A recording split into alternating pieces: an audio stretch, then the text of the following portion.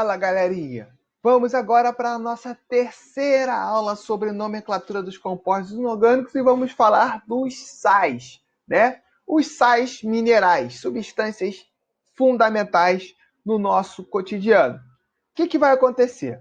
Como a gente vai, definir os sais, né? Sais são substâncias compostos iônicos que em solução aquosa liberam cátions diferentes de H+, e um ânion diferente de OH-. Isso vem porque eles são formados da reação entre um ácido e uma base, onde o H+ sai, o OH- sai para formar água e resta um cátion e um ânion diferente. Então, os sais, por exemplo, podem ser o NaCl e o KBr. Os sais podem ser classificados como sais normais, hidrogenossais, hidroxissais e sais duplos. Os mais comuns são os sais normais, sais que a gente tem cotidiano o tempo todo, como sal de cozinha, né? O nosso cloreto de sódio. Eles vão ser a base da nomenclatura, tá bom? Então, quando a gente quiser dar um nome, a gente vai utilizar, basicamente, a nomenclatura dos sais normais. E aí, o que vai acontecer? Vamos lá, né?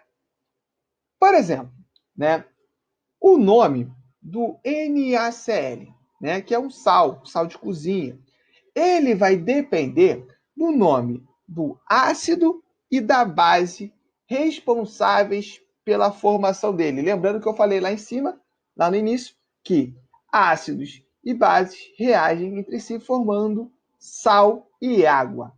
Então, por exemplo, no caso do NaCl, ele vem do HCl, ácido clorídrico, e do NaOH, hidróxido de sódio. Como eles não são mais ácido e base, então eu vou tirar o ácido e o hidróxido. E vou permanecer com a parte do clorídrico e do de sódio. Só que, para identificar o sal, eu vou substituir o sufixo do ácido. Então, por exemplo, quando o sufixo do ácido é hídrico, eu vou trocar para eto. Então, no caso, ácido clorídrico, eu vou chamar de cloreto de sódio. Olha que fácil. Simples assim.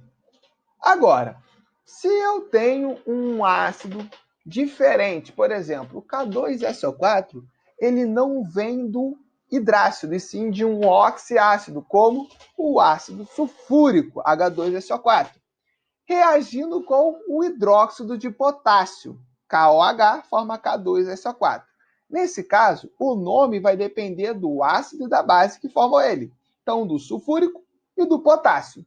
Só que o sufixo do sulfúrico, ico, eu vou trocar para ato. Ico vira ato. Então, eu vou ter o sulfato de potássio. Muito fácil, né, gente? É só trocar o sufixo que a gente tem. Outro exemplo, NaClO. Este agora vem do ácido hipocloroso, HClO, que reage com o hidróxido de sódio, NaOH. Então, eu vou ter hipocloroso de sódio, seria isso? Mas eu vou substituir o oso por ito. Então, olha só, ato, eto, ito. Essas vão ser os sufixos que identificam o sal. Então, no caso do oso, eu vou trocar para ito. Então, o ácido hipocloroso, eu vou trocar o sufixo, vai ficar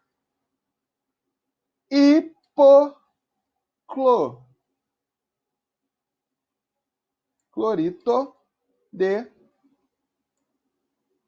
sódio. Beleza? Olha como é fácil. Então percebam que não tem segredo. Lembrando que, como ele é o ácido hipocloroso, eu vou manter o prefixo hipo. Então não vai ficar clorito, vai ficar hipoclorito. Existe o clorito também, que seria o NaClO2. No caso do NaClO4, eu venho do HClO4, que é o ácido perclórico. Nesse caso, como que vai ficar o nome da base? De novo, perclórico. Do sal, desculpa. Percló. O clórico vai virar ato. Ico vira ato. Então vai ficar perclorato de sódio. Muito fácil, né, gente? Muito moleza. Agora, quando o nome da base pode alterar, como, por exemplo, a gente viu no segundo vídeo, né? Quando tem cargas variáveis, no caso do ferro. O que eu vou fazer? Eu vou manter o nome da base conforme ela está. Não muda nada. Então, por exemplo, se eu tenho aqui o FSL3, que vem do HCl, ácido clorídrico, com o FeOH3, hidróxido férrico ou hidróxido de ferro 3, eu vou manter o férrico ou de ferro 3. Só vou mexer no onde? No clorídrico. Então, vamos lá. Vai ficar clorídrico, cloreto de ferro 3 ou cloreto férrico. Beleza? Moleza. O mesmo vale para o FSL2, só que agora ele vai vir do hidróxido ferroso ou de ferro 2. Então, eu vou chamar de cloreto de ferro 2 ou cloreto ferroso. Muito simples, né, gente? Nenhuma dúvida. Como eu disse para vocês, a base da nomenclatura vai ser essa.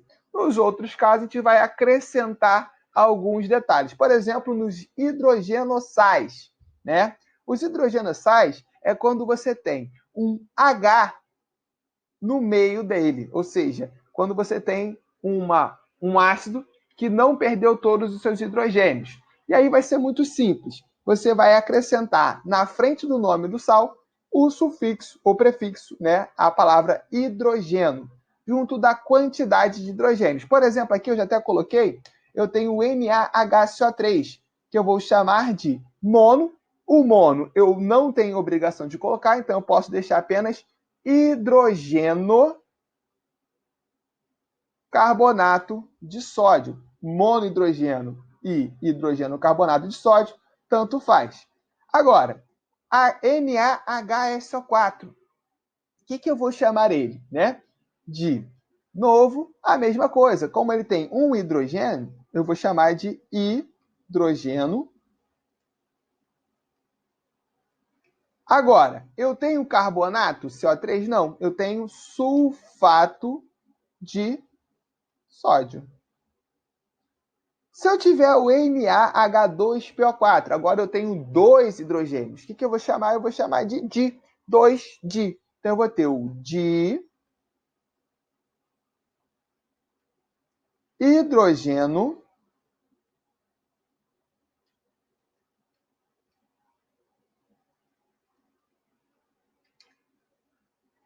fosfato, agora o PO4 é o fosfato de sódio. Beleza? Tranquilo. Então, olha só como que é simples, né, gente? Não tem segredo nenhum pra gente. Agora, também eu posso colocar, ao invés do hidrogeno, nesse caso, eu colocar o bi, quando eu tenho o hidrogeno sal vindo de um diácido, que tem 2H. Então, ele só perdeu um hidrogênio. Então, por exemplo, no caso do NaHCO3, eu posso chamar de hidrogeno carbonato de sódio ou simplesmente de bicarbonato de sódio. Tão conhecido pela gente, né, o fermento químico, né, que é usado em bolo. Ou, no caso do NaHCO4, eu posso chamar de bisulfato sulfato de sódio. Muito simples, não é isso? Molezinha. Eu tenho também os hidroxissais. Aí é a mesma coisa. Eu tenho a hidroxila, então eu vou colocar, ao invés do hidrogênio, eu vou colocar hidroxi. Então vai ser a mesma coisa, a mesma regra. Por exemplo, a LOH2Cl. Nesse caso, eu tenho o dihidroxicloreto de alumínio. Lembrando que a base vem lá dos sais normais. Aqui eu vou ter o hidroxi,